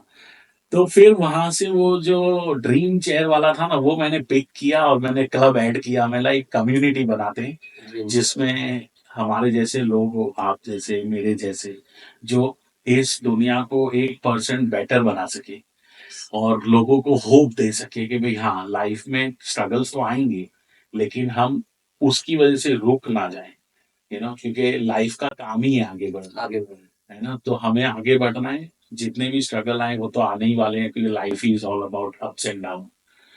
तो वहां से वो खेल शुरू हुआ। फिर मैंने फॉर्ब्स का आर्टिकल पब्लिश हुआ तो मेरे को लोगों के मैसेज आने लगे इंस्टाग्राम पे और उस पे। और उससे पहले मैं एफिलिएट ये ऑनलाइन बिजनेस स्टार्ट कर चुका था छोटा ओके। मोटा। और उससे मैं $800-900 कमा रहा था। ओके। तो वो था, तो मैंने फिर वो नाम था sharmatricks.com। अच्छा। हाँ, वो फिर मैंने चेंज टिपिकल करके, इंडियन नेम। हाँ हाँ, वो चेंज कर रहे हैं। मैंने ड्रीम चेयर क्लब को फॉर्म किया। ओके। और फिर ड्रीम चेयर क्लब के अंडर मैंने माइंडसेट कोचिंग शुरू किया सबसे पहले। क्योंकि वो भी ऐसे शुरू हुआ कि जब फोर्ब्स का आर्टिकल पब्लिश हुआ तो मुझे लोग आने लगे, क्वेश्चन करने लगे कि आपने कैसे किया, आपने क्या क्या किया। आपने ये ट्रांसफॉर्मेशन लाने के लिए कौन सी एक्सरसाइज की, तो वो मैं शेयर करने लगा। मैंने कम से कम 270 300 लोगों को फ्री कोचिंग दिया। ओके। और वो जब फ्री कोचिंग दिया और जब वो उसमें से कुछ समझो 70-80 लोग वापस आके मुझे बोले भी कि भाई आपका जो आपने शेयर किया बहुत अच्छा था और हमारे लिए हेल्पफुल था, तो मुझे कॉन्फिडेंस आया। मैं अब सही टाइम है इसको मोनेटाइज करने का। फिर मैंने उसको मोनेटाइज किया। मैंने फिर पेड कोचिंग शुरू किया। वहां से 3,000 5,000 6,000 ऐसा स्केल करने के बाद now it's another level. Nice sir. वो मतलब ऐसा वो इतना इजी नहीं है। वही मैं बार बार बोलता हूँ कि बोलना एक लाइन और उस चीज को गुजर करके और वहां तक पहुंचना बहुत बड़ी जर्नी होती है अपने आप में। सो अभी ड्रीम चेयर के थ्रू आप कर क्या रहे हैं? मतलब अगर उसको थोड़ा सा ब्रेक करके अगर कोई जुड़ना चाहता है हाँ। आपसे, ये ड्रीम चेयर क्लब है क्या? सो ड्रीम चेयर क्लब के under we are forming a community. और कम्युनिटी ऐसी जो हम बिल्ड करना चाहते हैं जिसके अंदर कोई नेगेटिविटी ना हो। ओके। ठीक है ना, सिर्फ पॉजिटिविटी हो और फुल ऑफ ग्रेटिट्यूड। ओके। है ना, because secret of living is giving. Yes. ठीक है। So this is what I believe in, जितना आप दोगे उतना आपको मिलेगा। और कृष्ण भगवान ने गीता में भी बोला है कि human life is to live on the highest potential. ठीक है ना, तो आपको क्वेश्चन ये करना है अपने आप से कि आप उस हाईएस्ट पोटेंशियल पे पहुंच गए हो अपनी लाइफ में, क्योंकि आपका धर्म आपका पर्पस वही है ना। क्योंकि इसीलिए मैं बोलता हूँ, आपने पढ़ा भी होगा, हर एक जगह मेरे आर्टिकल जो पब्लिश हुए वहां पर यही लिखा गया है, living the life by design not by default. By default, yes yes. है ना? वो बहुत बड़ा और बहुत पावरफुल सेंटेंस है कि अगर आप चाहते तो वो नेग्लिजेंस व्हील चेयर पे रह जाते थे। और बहुत सारे लोग हैं, मतलब वो अपने शौक से नहीं है, बट कहीं ना कहीं वो एक जो थॉट ब्रेकिंग है ना, वो नहीं हो पा रहा है और इसकी वजह से वो वहां से नहीं निकल पा रहे हैं। हाँ, जो तो वो डिफॉल्ट मोड में है, बट जबकि आपने वो चीज को बोला कि नहीं, I will not live my life by default, I will choose it, I will make it. So वो आप खुद देखो ना, वही पर्पस है ड्रीम चेयर क्लब का, कि हम ऐसी कम्युनिटी बनाएं जिनको हेल्प चाहिए, जिनके पास जिनको माइंडसेट ऑब्स्टिकल्स हैं। ठीक है ना, जैसे ओवर थिंकिंग है, प्रोक्रेस्टिनेशन है, सेल्फ सेबोटाज है, लो सेल्फ एस्टीम है, लैक ऑफ कॉन्फिडेंस है, लैक ऑफ फोकस है। मैं उनकी हेल्प करना चाहता हूँ। और उसी के अंदर जो मेरा दूसरा वेंचर शुरू किया था मैंने, वो था कोचिंग बिजनेसेस। ठीक है ना, जो स्मॉल मीडियम बिजनेसेस है, जो एंटरप्रेनर्स है, जो सोलोप्रेनर्स है, उनको कैसे स्केल करना है, सोशल मीडिया पे ब्रांड कैसे बनाना है, वो कोचिंग करता हूं मैं उसके अंदर। और आप, सिंपल सी बात है, आप अपने अराउंड सराउंडिंग में देखो। ठीक है ना, जो भी चीज बनाई गई है एक्सेप्ट द नेचर, नेचर के अलावा जो भी आपके आसपास है वो किसने बनाया है? इंसानों ने बनाया इंसानों ने बनाया है ना। चाहे वो ताजमहल है, एफिल टावर है, इतनी बड़ी बड़ी बिल्डिंगें हैं, रोड है, सब इंसानों ने बनाए। अगर हम इंसान इतनी अच्छी चीजें हमारे आसपास बना सकते हैं, तो क्या हमारी खुद की लाइफ बनाना बहुत डिफिकल्ट है?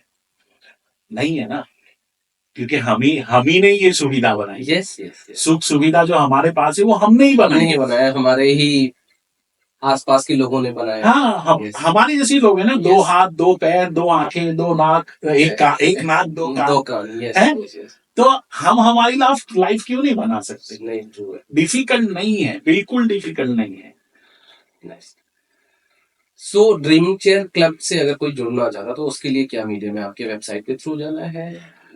सबसे अच्छा मीडियम है कि आप मुझे इंस्टाग्राम पे डीएम करो, क्योंकि मेरा ऐसा कोई भी डीएम नहीं है जिसको मैं रिस्पॉन्स नहीं करता, इवन वो स्कैम या स्पैम क्यों ना हो।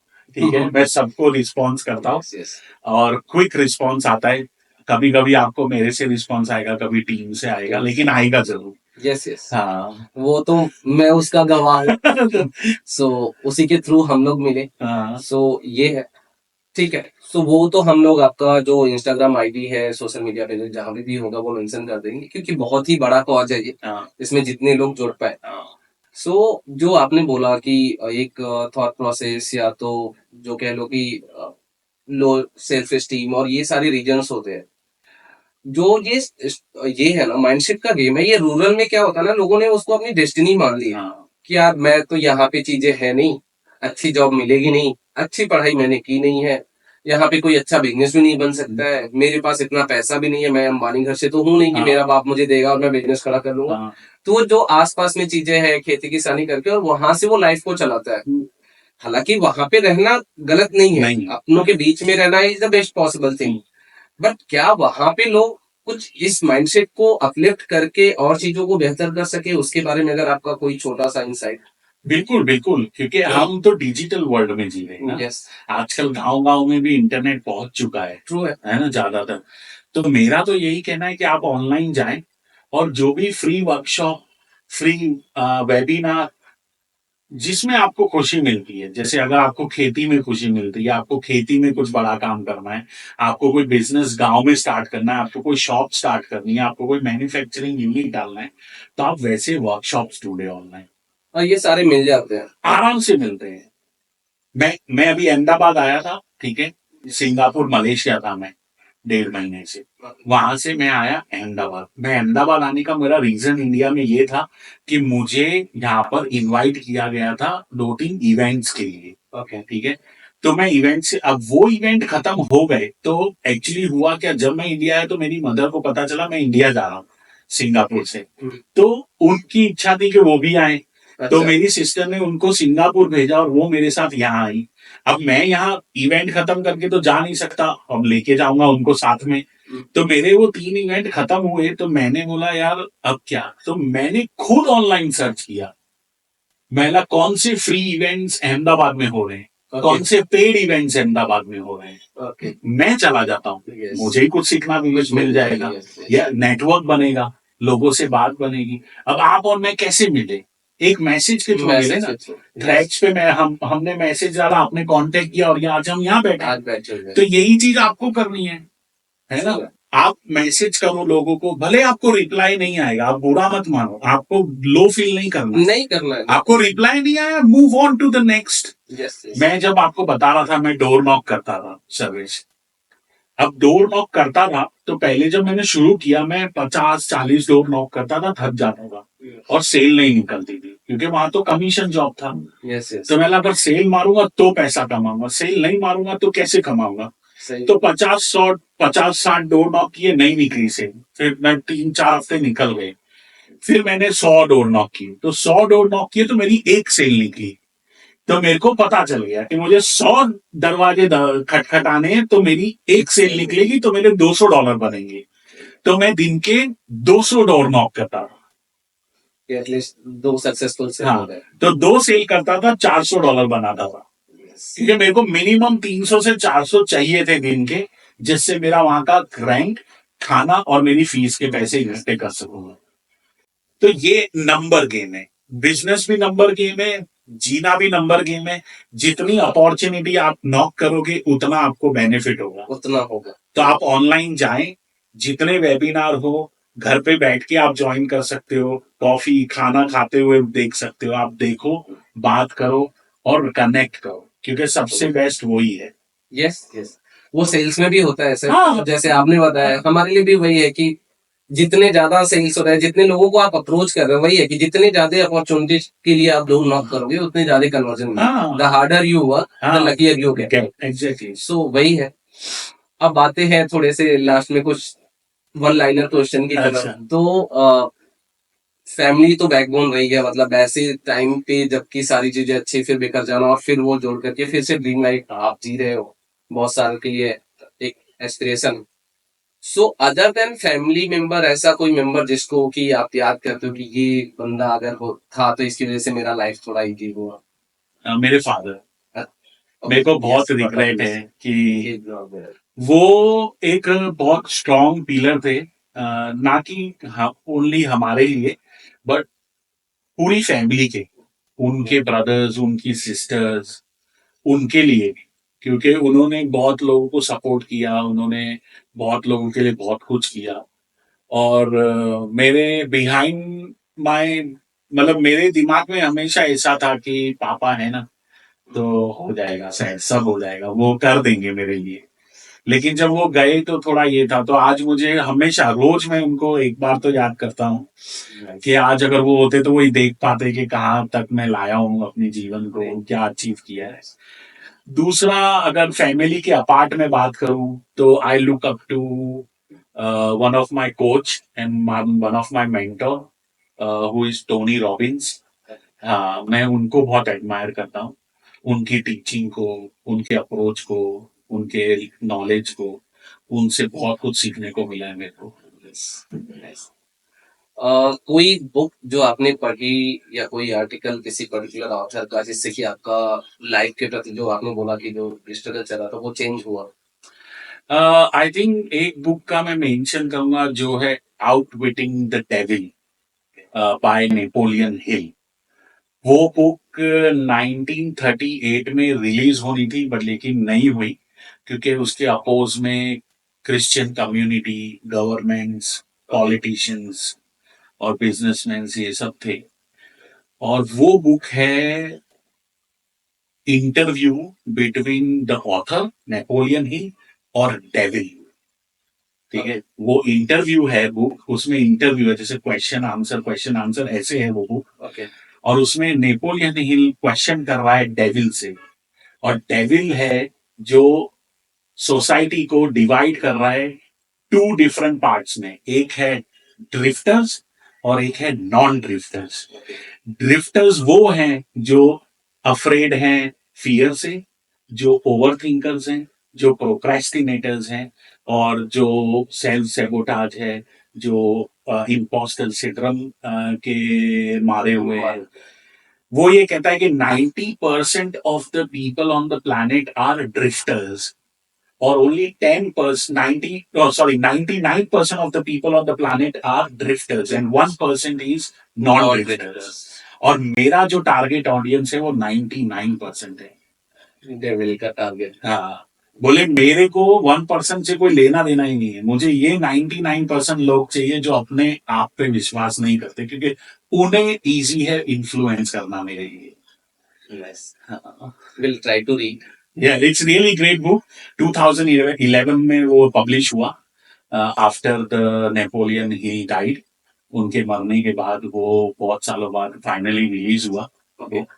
तो बहुत अच्छा है वो। जब आप क्वेश्चन और आंसर पढ़ोगे ना तो आपको मजा आएगा कि कैसे वो क्वेश्चन कर रहे हैं उनसे, और वो कैसे जवाब दे रहा है डेविल कि हाँ भाई ऐसा है। मैं इसीलिए इन लोगों को अप्रोच करता हूँ, इन लोगों के दिमाग में घुसता हूँ कि मुझे पता है कि ये लोग मेरी सुनेंगे। अदर देन दैट, क्योंकि वो तो आपको इंस्पायर किया, अभी अगर कोई मेरे जो दर्शक है उनको कोई बुक आप रेकमेंड करना चाहेंगे? I will recommend think and grow rich, जो बहुत ही पॉपुलर बुक है। वो भी बहुत एक अच्छी बुक है। दूसरी है awaken the giant with in, जो टोनी रॉबिन्स की बुक है, वो भी एक अच्छी बुक है। Okay. Think and grow rich and and awaken the giants with in by Tony Robbins. ठीक है, ये बुक्स के नाम तो मैं डाल ही दूंगा। So thank you so much sir, आप आए, अपना टाइम दिया। Thank you so much. Lots of learning for me. Audience को बट ऑब्वियस है, उनको अगर अच्छा लगेगा तो अपना फीडबैक हमें जरूर देंगे। नहीं, thank you for having me.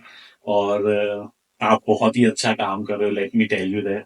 और मैं ये आपको भी बोलूंगा, और जो सुन रहे हैं, जो ये देखेंगे, उनको भी बोलूंगा कि प्लीज सब्सक्राइब करो, शेयर करो, बिकॉज ये जो चीजें आज डिस्कस हुई है ये हमारे जीवन में कहीं ना कहीं काम आएगी, और बहुत ही इंपॉर्टेंट है। क्योंकि लाइफ आप खुद देख लो, दुनिया में कितना केओस है। Yes. ठीक है ना, लोग कितने परेशान हैं, फाइनेंशियली, इमोशनली, मेंटली। अगर हम उन्हें कोई होप दे सके, कुछ शेयर कर सके उनके साथ, तो इससे अच्छी बात और हो ही नहीं सकती।